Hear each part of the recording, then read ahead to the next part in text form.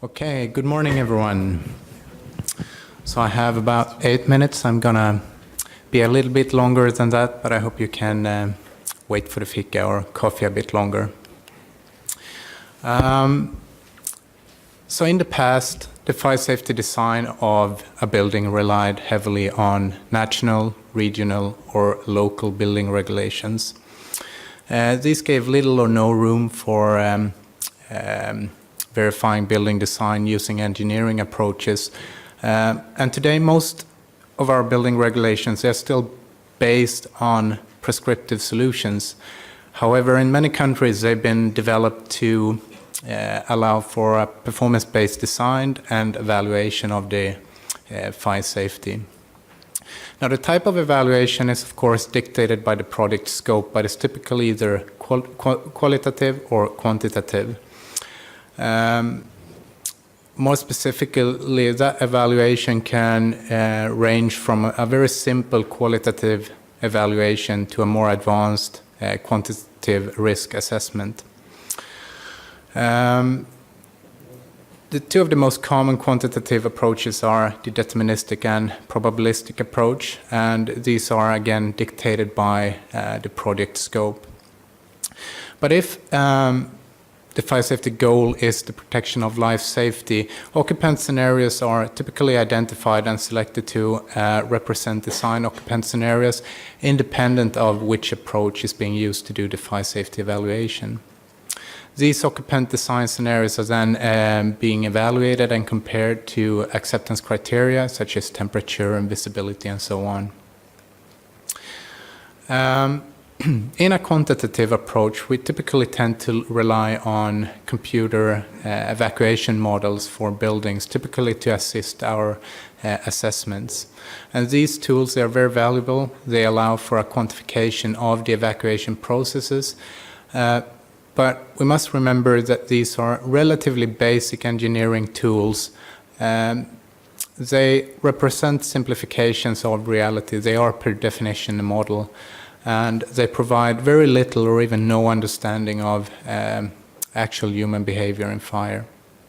In addition to this, the number of models and their complexity has increased rapidly in the past, and two common explanations for this are technological developments and a higher demand to cope with more complex geometries that are being evaluated. And both of these aspects stress the need for well-developed, effective and operational routines for managing quality when doing fire safety designs, including RSET Analyses. And in terms of quality management, most companies are typically certified to quality management systems such as the ISO 9000. Key components of those certifications are quality management, traceability. In ISO 9000, for example, quality management is defined as establishing quality policies and quality objectives and processes to achieve these quality objectives through quality planning, quality assurance, quality control, and quality improvement. So a certified company must not only define quality objectives, but also operational processes to achieve these objectives. On an overall level, this can be done by establishing a generic routine or guideline for how to ensure quality of delivered documents, delivered models, delivered calculations, and so on. And typical processes for quality control within these processes are self-inspection and internal review. I think you're well aware of these two terms, but to make sure that we are talking about the same thing, with self-inspection, I mean a process in which the designer is required to check his or her own work before handing in the verification over for review. And by internal review, I mean a process in which a review is performed by a qualified colleague who is well informed about the project, but who is independent of the actual design being reviewed. So WSP in Sweden, we have had routines for this for a long time, but the implementation of them have varied a bit from designer to designer, making this self-inspection and internal review a bit dependent on who is doing it. So the purpose of the work that has been presented in a contribution to this conference was to develop an effective and operational routine for managing and ensuring quality in fire safety design projects involving RSET Analyses with computer evacuation models. This resulted in basically two products, a template summary sheet that we use to summarize our RSET models, and a tool which we use to facilitate both self-inspection and internal review. And my intention here today is to briefly present you to these two products and illustrate them by a simple case study. But before I do that, I'd like to extend my acknowledgements to Mr. Johan Askman, who is an intern at WSP in Sweden, who did most of the work that I'm presenting today. I'd also like to acknowledge past initiatives in this area by others. For example, Erika Kuligowski has written parts about this in the SFP Handbook of Fire Protection Engineering. And another consultancy firm in Sweden, Briab, Brand and Riskingenjörerna, have published a guideline in which they talk about these issues. In addition, I'd like to acknowledge my co-authors to this paper, Mr. Daniel Roseberg and Dr. Andrew Purchase. So the first product to come out of this work is a simple summary sheet to primarily facilitate self-inspection. The intention is simply to summarize the RSET model in text. And the contents of this summary sheet is general information about the project, drawings and other similar references on which the model builds, basic information about the design occupant scenarios, and maybe most importantly, the input parameters that has been used in the analysis. The intention here is that the summary sheet is filled out by the designer before and during his or her analysis, because it then implicitly forces the designer to go through the model and document it thoroughly while model assumptions are made and while they are still relatively fresh in mind. And as I see it, there are a number of positive effects of this. First of all, the designer is forced to double-check his or her model. It also becomes a transparent presentation of the model, which can be reviewed by anyone who doesn't necessarily have access to the software that has been used. It also facilitates internal review.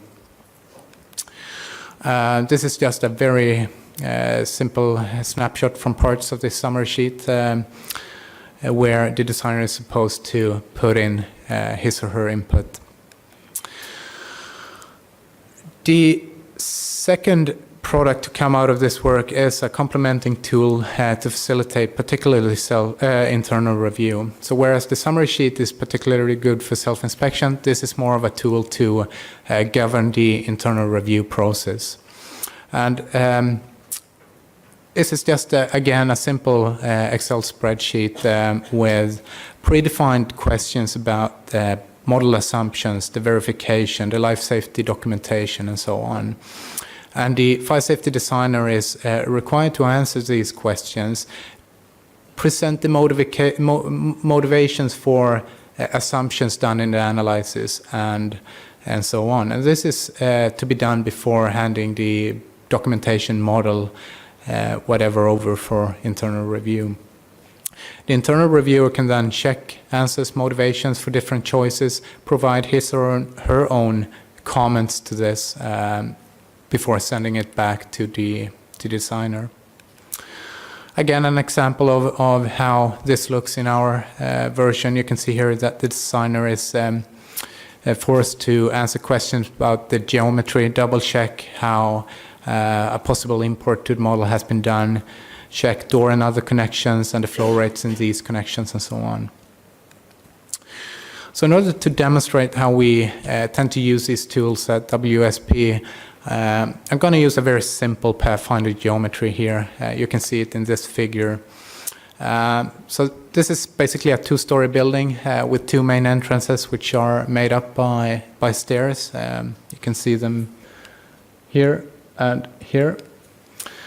And by Swedish building regulation, due to travel distances or a criterion on travel distances, we would be required to equip this this room with a third evacuation route here. So in this hypothetical scenario, let's pretend that spacing is limited. We can fit a spiral stair fairly easy, but not a straight stair. And in Sweden, that doesn't correspond to a deemed to satisfy solution, so we need to verify this solution. And the purpose would be then to verify that the spiral stair provides the same level of safety that a straight stair would do.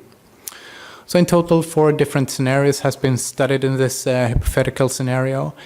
In the first one, all 3 exits here are available, and this exit is made up of a spiral stair. Second scenario, basically the same, but with one entrance blocked, one of the main entrances being blocked. Third scenario, as the first one, but instead of having a spiral stair as the third emergency exit, that's a straight stair.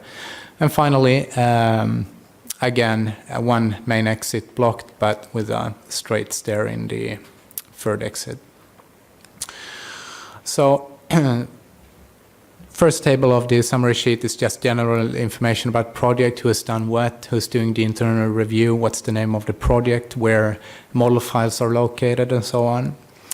Maybe this is more interesting to you. This is where the designer is intended to basically put in all the references for that model. Could be drawings, could be any other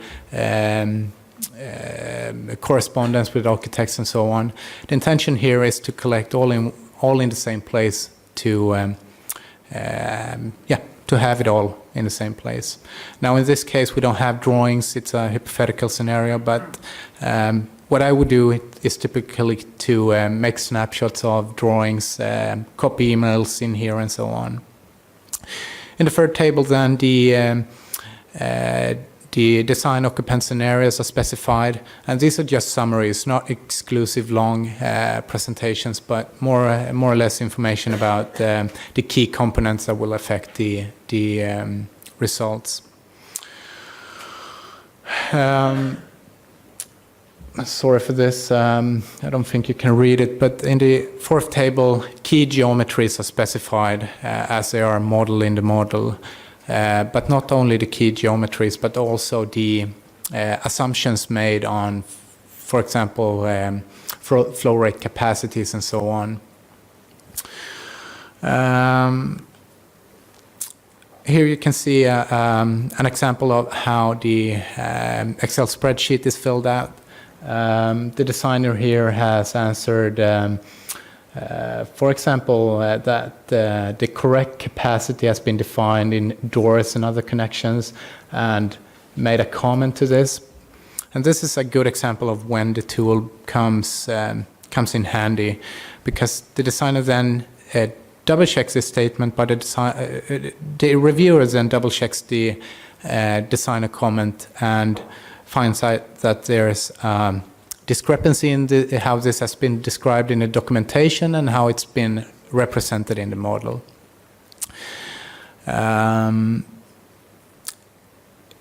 It's then possible for that reviewer to put this down, have it sent back to the designer to have him or her review his or her model.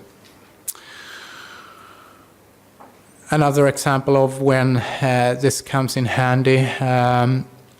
In this tool, the designer is not only required to double check the input to the model, but also the output. So specifying an input, a flow rate capacity of 1 person per second in a door may not necessarily mean that 1 person per second is what the model then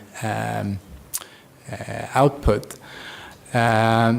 So in this example here, the designer says that he has double-checked this, but during the internal review, there seems to be a discrepancy again here, and that can be captured within this within this tool then.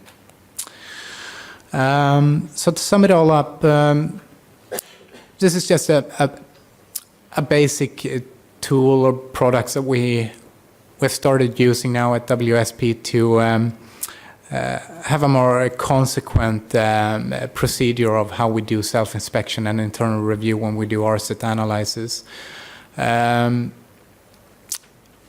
very happy to have come here and present this work today, and I'm sure you all have your own procedures, your own methodologies for how you do self-inspection and internal review.